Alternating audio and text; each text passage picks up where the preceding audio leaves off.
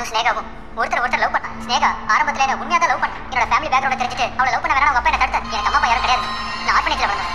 யாருமே இல்லாத பையலுக்கு உன்னை கட்டி கொடுக்க முடியாதுன்னு ஸ்னேகாவோட அப்பா கடுமையா எதிர்ப்பு தெரிவிச்சாரு. வச்சுடா நான் உன்னை லவ் பண்ணேன். நீ என்னைக்கு ஆர்ஃபனேஜ்ல வந்த பையன் தெரிஞ்சதோ அன்னைக்கே உன்னை வெறுக்க ஆரம்பிச்சிட்டேன். இப்போ எனக்கு உன்னை பிடிக்கல, சாரி நம்ம பிரேக்கப் பண்ணிக்கலான்னு சாதாரணமா சொல்லிட்டு போயிட்டேன். இருக்கிறதுனால என்னை ஏத்துக்க மாட்டேன்னு சொன்னேன். நான் படிச்சு பெரிய டாக்டர் ஆகி பணம் சம்பாதிச்சு உன்னை நான் கல்யாணம் பண்ணுவேன்னு சொல்லிட்டு என் படிப்புல கான்சென்ட்ரேட் பண்ணேன். இந்த சிவா மேல ஸ்னேகாவுக்கு காதல் வந்துச்சு.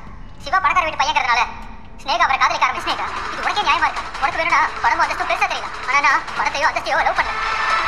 என் லவ் ரொம்ப உண்மையானது. பணத்தை கொடுத்து அசிங்கப்படுத்தாங்க பாரு.